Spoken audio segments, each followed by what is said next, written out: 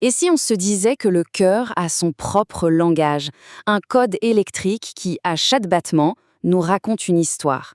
Et l'outil qui nous permet de déchiffrer ce code, c'est l'électrocardiogramme, l'ECG. C'est un peu comme ouvrir une fenêtre directe sur notre moteur interne. La question est donc posée. Et si le cœur avait vraiment son propre langage? C'est le cœur de notre discussion aujourd'hui. L'ECG, ce n'est pas juste un graphique un peu bizarre, c'est en fait un traducteur pour ce langage caché. Et on va apprendre à le lire ensemble. Alors, voilà notre feuille de route. On va commencer par les bases, le langage électrique du cœur et son incroyable orchestre interne. Ensuite, on décodera les notes d'une partition parfaite avant de voir ce qui se passe quand, justement, la musique s'emballe. On verra aussi comment l'ECG devient une question de vie ou de mort et on finira en explorant toute la puissance de cet outil de diagnostic. Allez, c'est parti! On plonge tout de suite dans le vif du sujet, le langage électrique du cœur.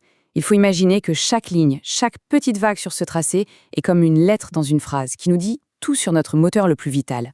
Notre mission, c'est d'apprendre à lire cette phrase. Bon, la question qu'on peut se poser, c'est comment le cœur arrive à battre en parfaite harmonie plus de 100 000 fois par jour? Eh bien, la réponse ne se trouve pas que dans le muscle. Elle est surtout dans le courant électrique qui lui donne vie. Imaginez un véritable orchestre symphonique. Tout commence avec le chef d'orchestre, c'est le nœud sinusal. C'est lui qui lance la toute première étincelle électrique. Cette impulsion, hop, elle se propage et fait se contracter les oreillettes. Juste après, il y a une toute petite pause hyper stratégique pour laisser le temps au sang de bien s'écouler dans les ventricules. Et enfin, l'influx repart de plus belle et déclenche la grosse contraction des ventricules. C'est ce poum qui envoie le sang partout dans le corps. Ok, on a vu le voyage de cette impulsion. Maintenant, la grande question, c'est concrètement, sur le papier, ça ressemble à quoi? On va maintenant décoder ensemble le rythme normal, la signature d'un cœur en pleine forme. Regardez bien la toute première petite bosse, cette petite vague. Ça, c'est ce qu'on appelle l'onde P. Elle représente tout simplement l'activation électrique des oreillettes. C'est le signal qui leur dit « Allez, c'est à vous, contractez-vous ». Elle a l'air de rien comme ça, mais elle est absolument cruciale. Et là, juste après, on arrive au moment le plus spectaculaire du tracé. Le fameux complexe QRS, ce grand pic impossible de le rater. Pourquoi est-il si impressionnant? Parce qu'il représente la contraction massive, super puissante et parfaitement synchronisée des ventricules. C'est vraiment le moment où le sang est éjecté avec force dans tout l'organisme. Forcément, après un effort aussi intense, il faut bien un petit moment pour récupérer, non? C'est exactement le rôle de l'onde T. Cette vague, qui suit le grand pic, c'est la phase de récupération. On appelle ça la repolarisation. Pensez-y comme une phase de recharge où les cellules se réinitialisent pour être prêtes pour le battement suivant. Et voilà, on a notre séquence complète. P, Q, R, S, T. Et ça se répète, encore et encore.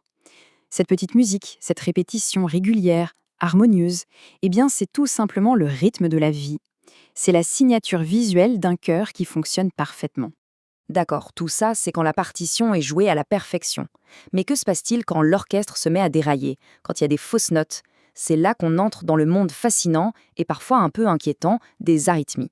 Pour que ce soit bien clair, d'un côté, on a le rythme normal, qu'on appelle sinusal. Il est régulier, prévisible, il vient bien de notre chef d'orchestre officiel. De l'autre côté, l'arythmie. Et là, c'est tout le contraire. Le rythme peut devenir complètement chaotique, la fréquence cardiaque peut devenir soit beaucoup trop lente, soit beaucoup trop rapide. Prenons un exemple très connu, la fibrillation auriculaire. Observez bien ce tracé. Les belles petites ondes P du début, disparues. À la place, la ligne de base tremble, elle est toute frétillante.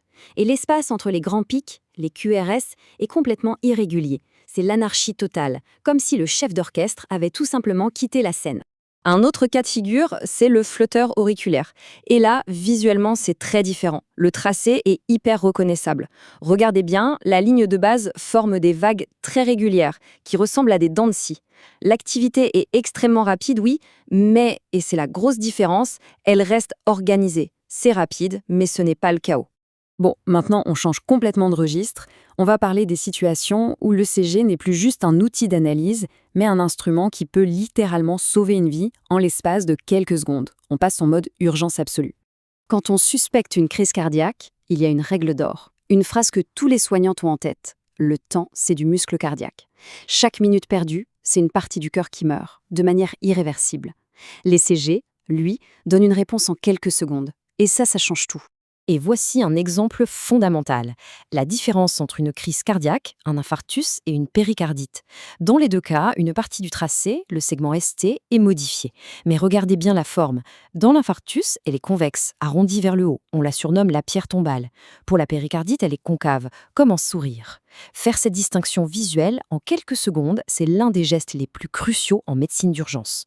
Mais attention, il ne faudrait pas croire que l'ECG ne sert que dans les situations les plus dramatiques. Loin de là. C'est un véritable couteau suisse pour le cardiologue. Un outil avec une capacité incroyable à nous raconter des tas d'histoires sur le cœur. Bien sûr, il y a la crise cardiaque, les troubles du rythme, mais l'ECG peut aussi nous montrer des blocages dans le circuit électrique. Il peut nous dire si les cavités du cœur ont grossi, et il peut même révéler les effets de certains médicaments ou des déséquilibres sanguins, comme un manque ou un excès de potassium. C'est assez fou, non? Finalement, chaque tracé ECG est unique. C'est une histoire électrique qui peut vraiment changer un destin. Parce que, et c'est ce qu'il faut retenir, derrière chaque battement de cœur se cache un message. Et l'ECG, comme on vient de le voir, eh bien c'est notre traducteur.